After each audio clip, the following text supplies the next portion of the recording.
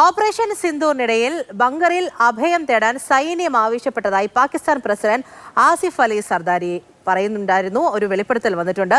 സിന്ധിൽ നടന്ന ഒരു ചടങ്ങിലാണ് സർദാരിയുടെ ഈ വെളിപ്പെടുത്തൽ വരുന്നത്. ബി ബാലഗോപാൽ വിവരങ്ങളുമായി ചേരുന്നുണ്ട്. Balu, good morning. എന്താണ് അയാൾ പറയുന്നത്?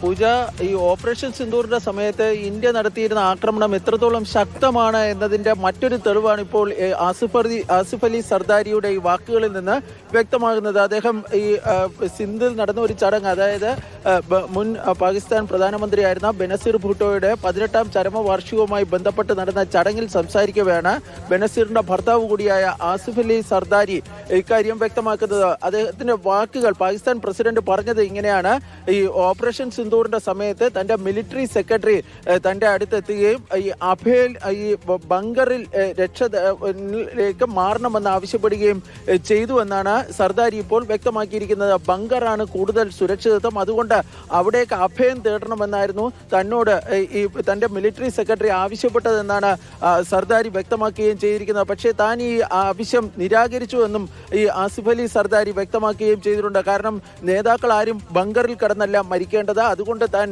ബങ്കറിലേക്ക് മാറിയിട്ടില്ല എന്നാണ് ആസിഫ് അലി സർദാരി വ്യക്തമാക്കുകയും ചെയ്തിരിക്കുന്നത്. പക്ഷേ പൂജ, ഏറ്റവും പ്രധാനപ്പെട്ട കാര്യം, ഓപ്പറേഷൻ സിന്ദൂറിന്റെ സമയത്ത് ഇന്ത്യ നടത്തിയിരുന്ന ആക്രമണം അത് എത്രത്തോളം തീവ്രവും ശക്തവുമാണ് എന്നതിന്റെ ഒരു സൂചനയാണ്, അല്ലെങ്കിൽ അത് വ്യക്തമാക്കുന്ന ഒരു അഭിപ്രായ പ്രകടനമാണ് ഇപ്പോൾ ആസിഫ് അലി സർദാരിയുടെ ഭാഗത്ത് നിന്ന് ഉണ്ടായിരിക്കുന്നത്. കഴിഞ്ഞ ദിവസം ഈ പാകിസ്ഥാന്റെ ഡെപ്യൂട്ടി പ്രൈം മിനിസ്റ്ററും ഈ നൂർഖാൻ എയർബേസിൽ ഇന്ത്യ നടത്തിയ ആക്രമണത്തിൽ ഈ എയർബേസ് തകർന്നിരുന്നു എന്ന കാര്യം സമ്മതിക്കുകയും ചെയ്തിട്ടുണ്ട്. ഏതായാലും മെയ്യിൽ ഓപ്പറേഷൻ സിന്ദൂർ നടന്നിരുന്ന സമയത്ത് അതിന് തൊട്ടു പിന്നാലെ ഇത്തരത്തിൽ ഒരു വലിയ ആക്രമണമൊന്നും ഇന്ത്യയുടെ ഭാഗത്ത് നിന്ന് ഉണ്ടായിട്ടില്ല എന്ന് പറഞ്ഞിരുന്ന പാകിസ്ഥാനിലെ നേതാക്കൾ ഓരോന്നായി ഇപ്പോൾ ഈ ഓപ്പറേഷൻ സിന്ദൂറിന്റെ സമയത്ത് ഇന്ത്യ നടത്തിയിരുന്ന ആക്രമണത്തിന്റെ തീവ്രത വ്യക്തമാക്കുന്ന പ്രതികരണങ്ങളാണ് ഇപ്പോൾ നടത്തുകയും ചെയ്തുകൊണ്ടിരിക്കുന്നത്. ഏതായാലും ലോകത്തിനു മുമ്പാകെ ഈ പാകിസ്ഥാന്റെ നേതാക്കൾ ഈ പറയുന്ന ഓരോ കാര്യങ്ങളിലൂടെ നമുക്ക് വ്യക്തമാകുന്ന കാര്യം,